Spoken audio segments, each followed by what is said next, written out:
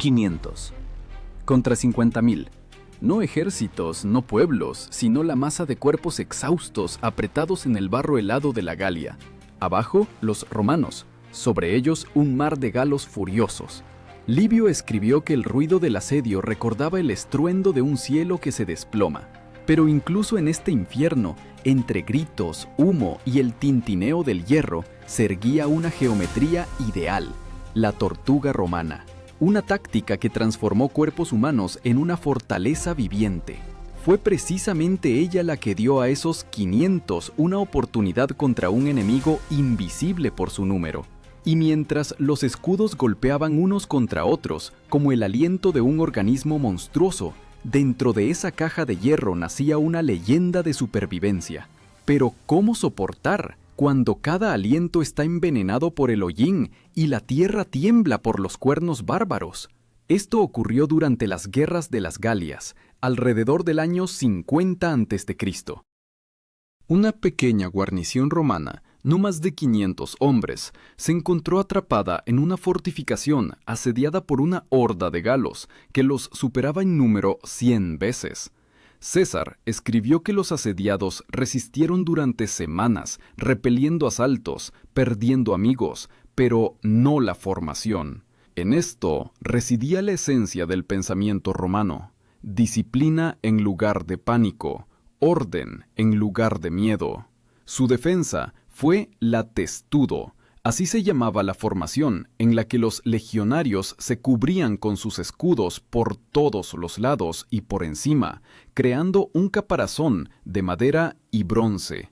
Este escudo se llamaba scutum, pesado, ovalado, con un peso de unos 10 kilogramos y una superficie curvada que repelía los golpes de piedras y flechas.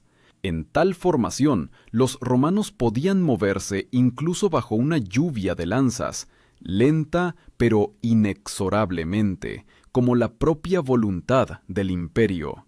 La imagen de esta tortuga asombra la imaginación. Imaginen el estrecho patio de un fuerte, sobre el cual cae una lluvia interminable de flechas. El estruendo de los tambores, los gritos de las mujeres tras los muros, el relincho de los caballos, y en medio de todo esto, el movimiento rítmico de un bloque cuadrado, donde cada espalda sabe que no puede flaquear. Desde arriba, granizo, al frente, la muerte. Pero ninguno huye, no son personas, son un mecanismo de aliento y acero. Las excavaciones arqueológicas en los emplazamientos de los antiguos campamentos muestran cuán meticulosamente se planificaban tales puntos defensivos, plataformas de piedra, rastros de hogueras, puntas de flecha de hierro, testigos mudos de aquellos días en que la propia tierra parecía temblar por la tensión de la voluntad humana. Los galos intentaban incendiar las fortificaciones, destruir los muros con arietes, pero los romanos sabían: en el pánico se perece, en el orden se sobrevive. Y mientras los bárbaros se desataban afuera, dentro de la fortaleza hervía el silencio de la disciplina, los sonidos de martillos reparando armaduras y los golpes sordos en las tortas de pan hechas de harina y ceniza. Comían un puñado de grano al día, dormían sin quitarse los cascos, cambiaban los centinelas cada 2 horas. Cada legionario conocía su lugar y el de los demás. Cada orden pasaba por la cadena de centuriones, veteranos cuyos cuerpos eran un mapa de viejas guerras. Uno de esos centuriones, según César, dijo antes del asalto: «Mantened los escudos por encima de vuestras cabezas, pero el corazón por encima del miedo». Y sin embargo, la pregunta principal no es cómo resistieron, sino por qué no se rindieron. Pues el enemigo era 100 veces más fuerte, los muros crujían, el fuego devoraba las provisiones. ¿Qué obligó a estos hombres a quedarse? ¿Miedo a la deshonra? ¿Fe en Roma? ¿O algo más antiguo, el deseo de demostrar que el orden humano puede vencer el caos de la naturaleza? El sol se ponía en el humo sangriento, los galos preparaban nuevas escaleras, y sobre el fuerte ya revoloteaban los cuervos. En ese instante los romanos sabían: la noche sería larga. Y fue precisamente en esa noche cuando nacería la leyenda de la defensa más tenaz de todas las que conoció la Galia. La noche cayó sobre el fuerte como la tapa de un sarcófago. Los galos bajo los muros no dormían. El fuego de las hogueras se encendía y se apagaba en el humo, como el aliento de un monstruo que había rodeado a su víctima. 500 romanos permanecían dentro, exhaustos, hambrientos, pero no quebrantados. Su comandante, un legado nombrado por César, un hombre sin nombre en las crónicas, podría haber dado la orden de romper el cerco, pero él eligió otra cosa: resistir.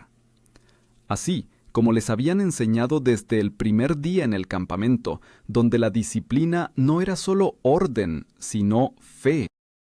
Livio escribió que los soldados romanos comenzaban el día limpiando sus armas, incluso bajo asedio. Frotaban sus espadas gladius con arena y grasa, como si se prepararan no para la muerte, sino para un desfile.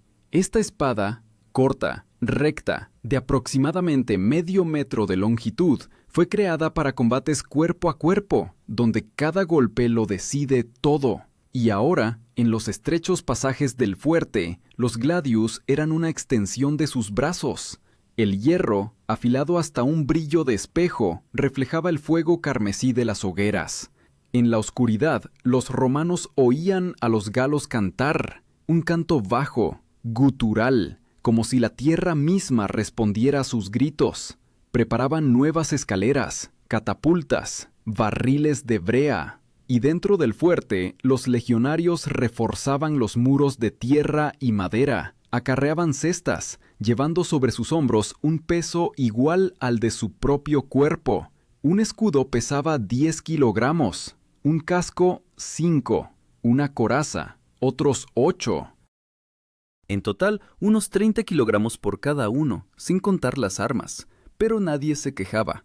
Roma enseñaba: la debilidad es un virus que infecta la formación. Precisamente por eso, el ejército romano vivía según el principio de la disciplina militaris, disciplina militar, un orden estricto que transformaba una multitud en un organismo. En esto residía el secreto de su invulnerabilidad, no la fuerza, sino la formación. Mientras los galos se agitaban con furia, los romanos actuaban siguiendo un patrón, donde cada orden era como un latido del corazón. Los centuriones recorrían las filas, revisando las sujeciones. Los tribunos vigilaban las señales de combate. En la torre de madera se encontraba el cornicen, un trompetista con un enorme y curvado instrumento, la cornu, cuyos sonidos rasgaban la oscuridad, recordando a los soldados que no estaban solos. Los hallazgos arqueológicos en Agalia confirman: fortalezas similares tenían una geometría ideal,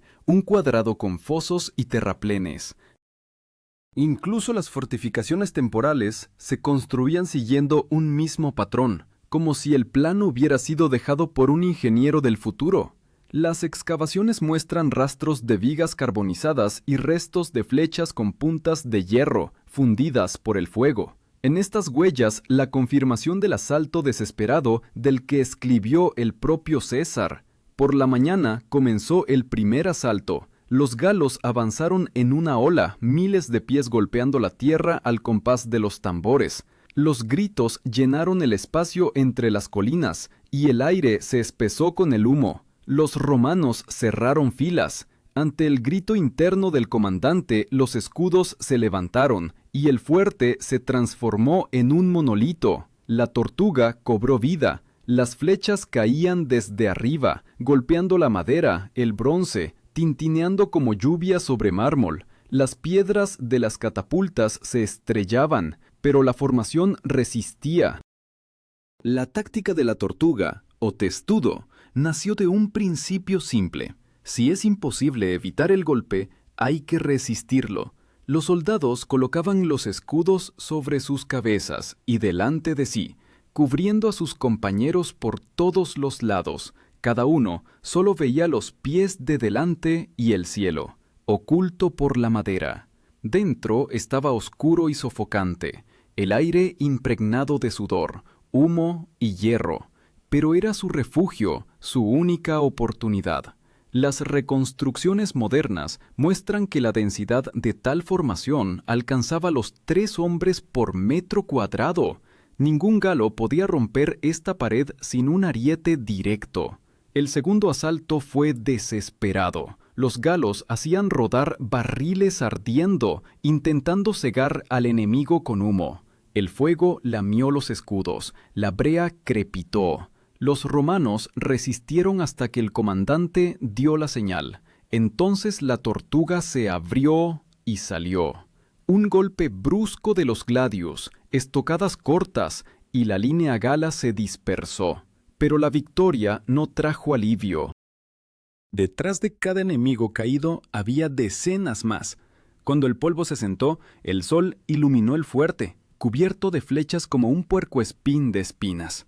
50 romanos yacían ya inmóviles. Los demás, en silencio, retiraban los cuerpos, enterrándolos en las zanjas. Nadie hablaba. Solo el centurión se arrodilló, colocando la palma de la mano en la tierra. Según Polibio, en Roma se creía que tocar el suelo después de la batalla devolvía el alma al guerrero. Quizás fue esta creencia lo que los mantuvo entonces. Con cada día, las provisiones de comida disminuían. El pan se convertía en polvo, el vino en vinagre. Pero incluso en la hambruna, los romanos observaban los rituales. Antes del amanecer, salían en formación para postrarse ante el este. No ante los dioses, sino ante la propia luz, un recordatorio de que el día todavía era suyo. Los galos podían ser más fuertes, pero carecían de lo principal, el orden que hace a los hombres inmortales. Y cuando los ganos decidieron que los romanos estaban a punto de colapsar, dentro de la fortaleza sucedió algo que nadie esperaba. Al tercer día del asedio, la tierra alrededor del fuerte ya no era tierra, era una costra de ceniza compacta, empapada en sangre y grasa. Los galos rodearon la fortificación con un anillo de varias filas, colocando centinelas incluso de noche. De sus campamentos llegaba el olor a carne asada y cerveza agria, el olor de una victoria en la que ya creían. Y en el campamento romano reinaba el silencio. Solo crepitaba el carbón, y en algún lugar lejano tosía un soldado, 500 cuerpos y una sola voluntad. Según la descripción de César, estas guarniciones estaban compuestas por veteranos, aquellos que habían sobrevivido a decenas de campañas, hombres que podían construir un campamento en cuestión de horas y atacar bajo la lluvia, cuando los caballos galos se atascaban en el barro. Sus músculos eran más duros que el cuero crudo, y sus ojos, serenos como los de un depredador, no esperaban un milagro, esperaban el procedimiento romano, el Ordo Militaris, un sistema donde incluso la muerte debía llegar según lo programado. Al amanecer, los galos desplegaron torres de asedio hechas de árboles recién talados. A causa de la humedad, humeaban y crujían, pero avanzaban. En respuesta, los romanos encendieron antorchas de brea y las arrojaron contra las máquinas de asedio. El aire se llenó de un rugido, como si el bosque mismo se hubiera levantado contra los galos. El fuego lamió las torres, y los galos, aullando, retrocedieron. Pero en ese mismo momento, otra parte de los asediadores se lanzó hacia el foso con troncos y escudos para rellenar el pasaje. Todo el horizonte se movía. El comandante de los romanos subió la plataforma de madera y dio la señal al trompetista. El sonido prolongado del corno cortó el humo. Los soldados se reorganizaron en 2 líneas. La primera se situó en el terraplén, lista para lanzar lanzas, la segunda junto a las puertas, sosteniendo los escudos en ángulo. Esta formación se llamaba triplex acies, el triple orden, estándar de las legiones romanas, que permitía reaccionar a cualquier brecha, incluso bajo asedio, donde apenas había espacio para moverse. Mantenían una geometría de formación ideal. Livio señalaba que la fuerza de los romanos no residía en su número, sino en su ingeniería. El fuerte en el que se habían atrincherado tenía un foso, un terraplén, una empalizada y pasadizos internos que conectaban los puestos. Estos pasadizos permitían mover a los combatientes sin ser detectados por el enemigo. Los arqueólogos encontraron fortificaciones similares en el norte de la Galia, restos de plataformas de madera reforzadas con clavos de hierro, esquinas quemadas de los fosos, rastros de flechas balísticas. Todo indica que los asediados no solo sobrevivían, sino que luchaban como ingenieros. Su arma principal ahora no era el gladius, sino la paciencia. Con cada hora, los galos se volvían más desordenados. Sus ataques se transformaban en gritos y lanzamientos sin plan. Uno de los centuriones, según los cronistas, pronunció: «Que los bárbaros gasten su furia como los niños gastan su aliento. Nosotros esperaremos». Y de hecho, esperaron. Con cada día, los galos perdían más y más hombres, por las heridas, por el hambre, por sus propios errores. Mientras tanto, en el campamento romano comenzó el calor. El aire se estancaba entre los muros, el polvo se asentaba en los labios, los soldados envolvían la cabeza con telas para no desmayarse por el bochorno. El agua se acabó, recogían el rocío de los escudos por las mañanas, unas pocas gotas para los labios, como vino de los dioses.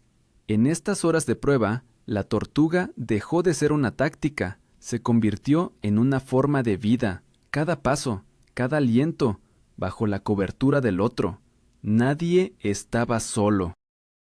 Cuando los galos volvieron a asaltar, usaron una nueva astucia. Recurrieron a las ondas. Piedras del tamaño de un puño golpeaban la formación, rompiendo brazos, haciendo caer escudos. Uno de los romanos, un joven legionario que aún no había visto grandes batallas, perdió el conocimiento por un golpe en la cabeza. Su compañero no dejó que el cuerpo cayera, lo sostuvo, interpuso su escudo y continuó manteniendo la línea. Este gesto lo vieron todos, y como si una corriente eléctrica hubiera recorrido la formación, nadie más flaqueó. César escribió que los romanos podían resistir un asedio mientras el espíritu de orden se mantuviera, y este espíritu era contagioso. Incluso, exhaustos, heridos, no gritaban ni rezaban, simplemente se mantenían en pie. Cuando otra ola de galos retrocedía, sacaban a los muertos del fuerte, los enterraban detrás del terraplén si era posible, o los apilaban junto a la pared interior, cubriéndolos con capas. Ceniza y hierro se fundían en uno. Al atardecer del tercer día, los galos se dieron cuenta de que no podían tomarlo por la fuerza. Entonces comenzó otra guerra, psicológica. Desde detrás de los muros llegó el rugido de los tambores y las voces de los chamanes. Los galos arrojaban las cabezas de los caídos al foso para quebrar el espíritu del enemigo. En respuesta, los romanos guardaban silencio. Sabían que el que respondiera primero perdería. Solo por las noches, cuando la luna se alzaba sobre los muros, los soldados susurraban palabras de antiguos juramentos, dirigiéndose no a Júpiter, sino a Roma, como un ser vivo. Y sin embargo, las fuerzas estaban agotadas. Quedaba menos de la mitad de las provisiones. De los 500 combatientes, más de 100 ya habían sido heridos. Pero entonces ocurrió un evento que cambió todo el curso del asedio. Un observador desde la torre notó polvo en el horizonte, débil, pero no natural. Era un destacamento, pequeño, pero disciplinado. Y fue precisamente con su aparición que entró en combate la última tortuga, la que decidiría el desenlace de esta leyenda. El polvo en el horizonte era como un espejismo. Durante mucho tiempo nadie creyó que pudieran ser aliados. Con demasiada frecuencia los galos tendían trampas, enviando destacamentos falsos. Pero esta formación se movía de otra manera, sin gritos, sin banderas, sin movimientos superfluos, una línea de puntos de hierro bajo el sol abrasador. Eran romanos. Según los registros posteriores del historiador Apiano, César envió un pequeño destacamento de apoyo, unas 2 cohortes, es decir, menos de 1000 hombres, para verificar la suerte de los asediados. Caminaron 2 días sin dormir, por campos quemados, dejando tras de sí las huellas de sus sandalias de arena, las cálicas. La hoguera de señales en la torre del fuerte se encendió, brevemente 3 veces. Era un código antiguo que significaba vivos, pero rodeados. Afuera, los galos notaron la llama y aullaron como bestias, comprendiendo que la presa aún respiraba.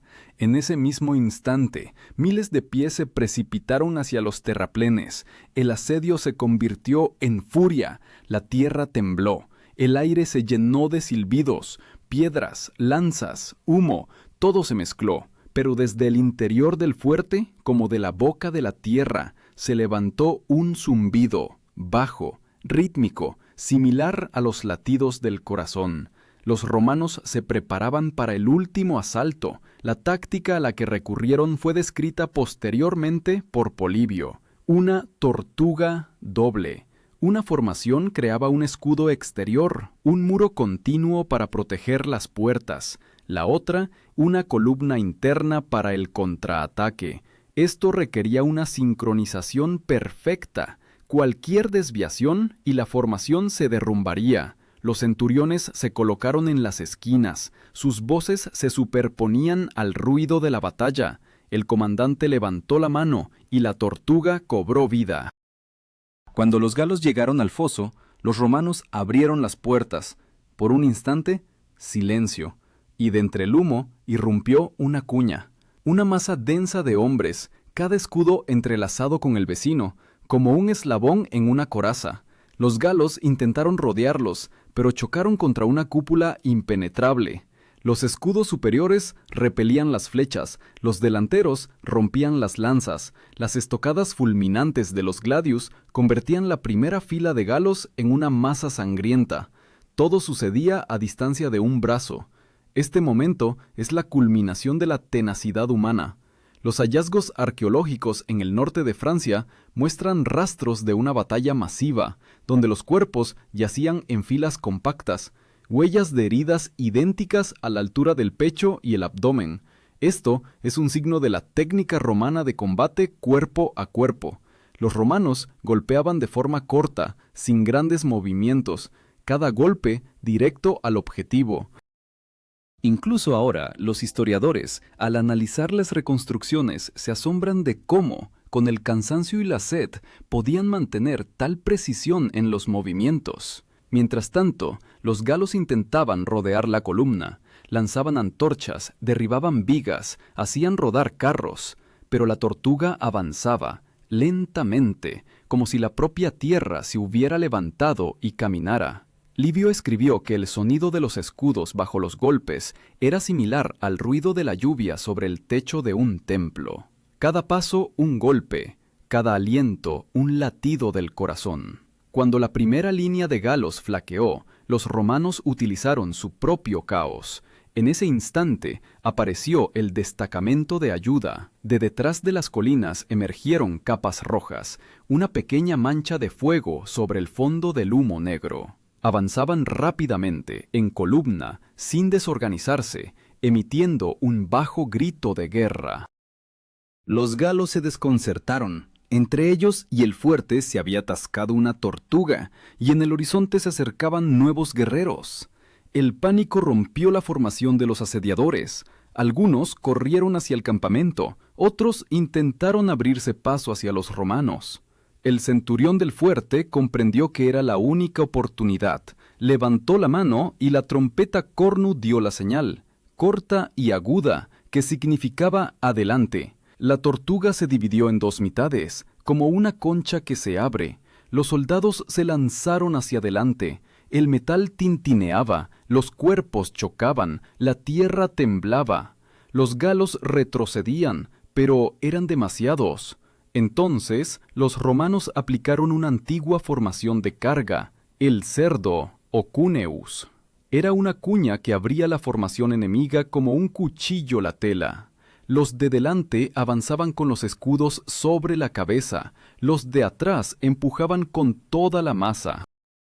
Los reconstructores modernos señalan, la fuerza de tal cuña podía romper incluso a un enemigo numéricamente superior si éste estaba desorganizado. Los galos no esperaban tal determinación. En sus filas comenzó el caos, gritos, colisiones, humo de las torres ardiendo. Los romanos, exhaustos pero impecablemente coordinados, rompieron el cerco. Apiano escribió que ese día sobrevivió menos de un tercio de los asediados, pero sacaron el estandarte del fuerte, el águila, símbolo de la legión. No era solo un trozo de metal en un asta. Para los romanos, la águila era el alma de la unidad. Perder el águila significaba perder el honor. Por eso, cuando uno de los legionarios, mortalmente herido, vio caer el estandarte, lo levantó sosteniéndolo con ambas manos, hasta que murió de pie. Su cuerpo fue encontrado después con la espalda recta.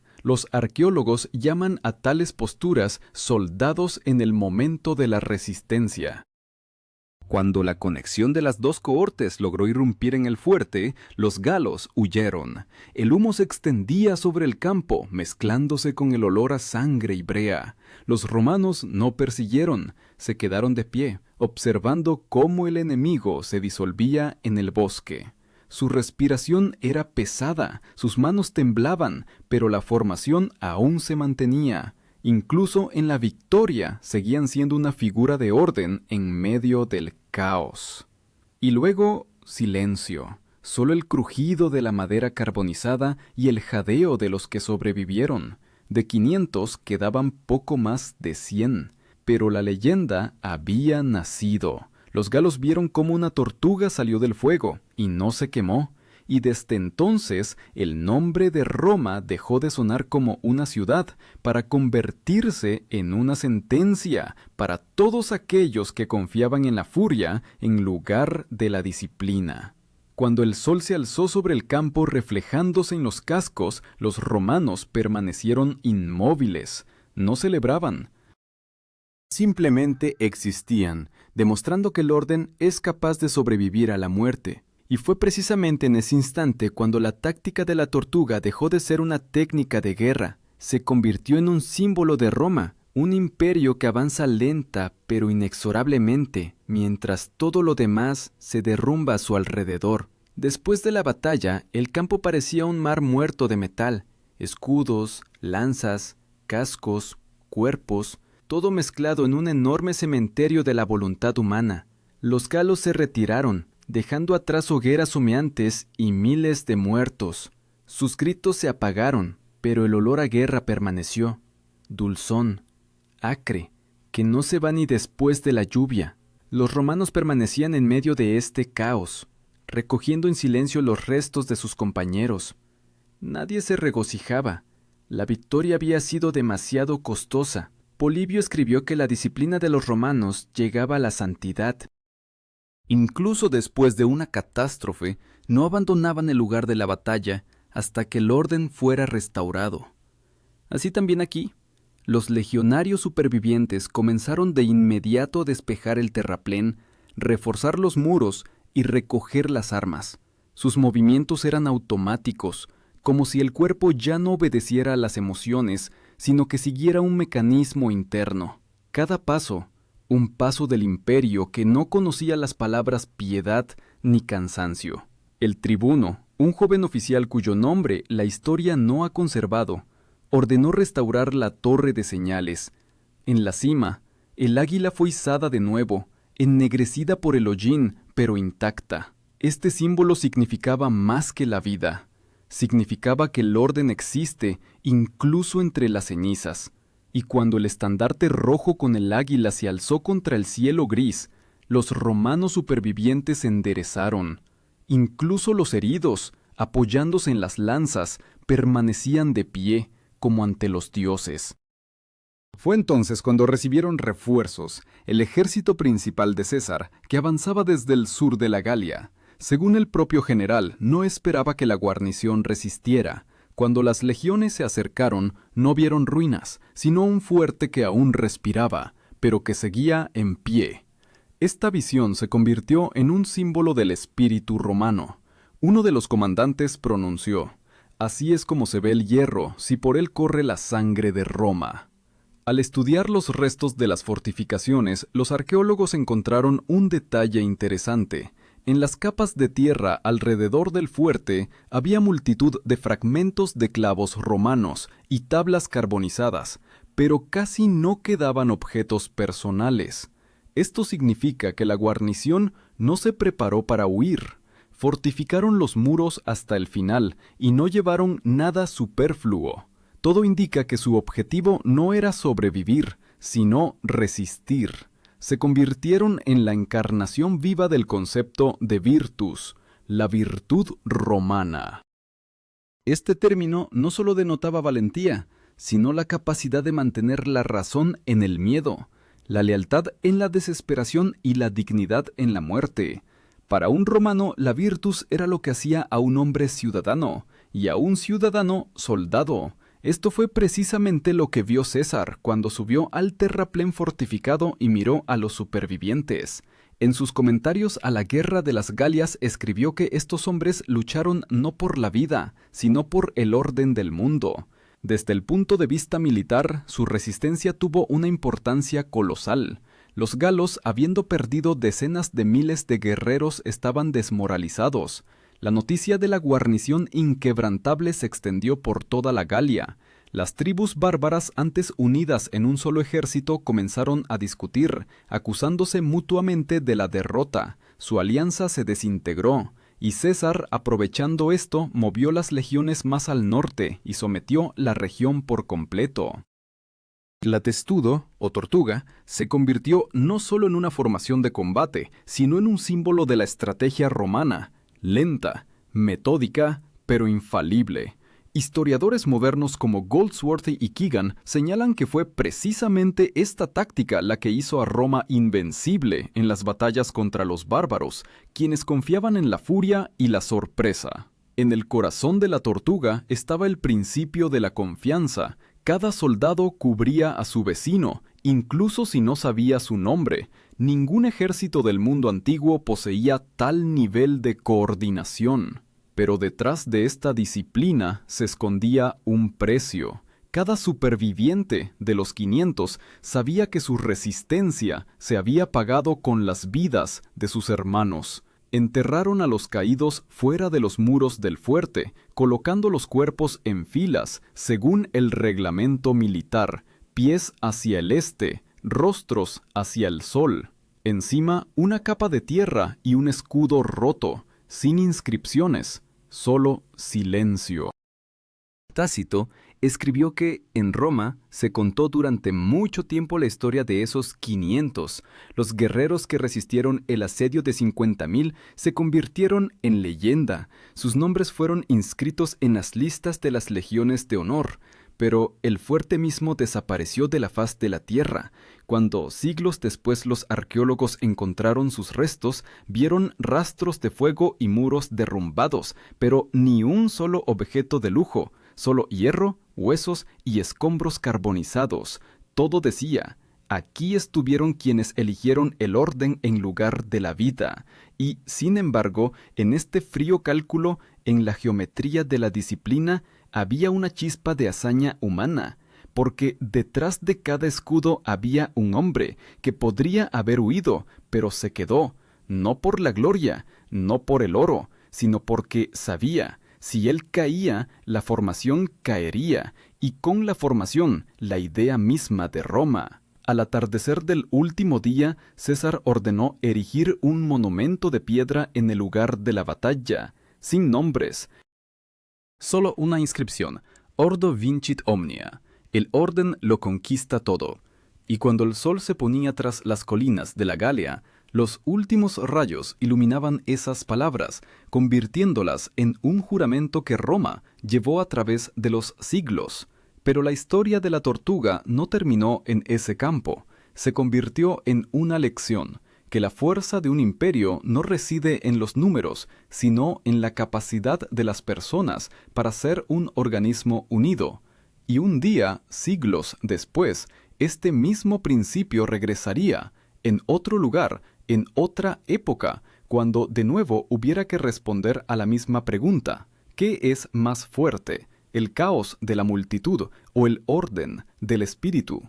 Pasaron los años, El fuerte fue cubierto por la hierba, sus piedras fueron desmanteladas por los campesinos, sin saber que construían casas con muros que una vez sostuvieron el destino del mundo, pero el recuerdo permaneció. Los ingenieros romanos copiaron el plano de aquella fortificación en tablillas de estudio. Los legados se referían a ella en sus instrucciones, y la propia palabra testudo se convirtió en un símbolo de resistencia. La tortuga, lenta y torpe, se transformó en la imagen del orden invencible. Historiadores del Imperio tardío escribieron que fue precisamente después de aquel asedio cuando César se convenció definitivamente de que el destino de las guerras no lo decidía la valentía, sino la organización. Trasladó este principio a la administración del Estado. La disciplina táctica se convirtió en administrativa. El ejército se convirtió en un modelo de sociedad. Cada ciudadano un eslabón, cada ley un escudo, cada deber parte de la formación.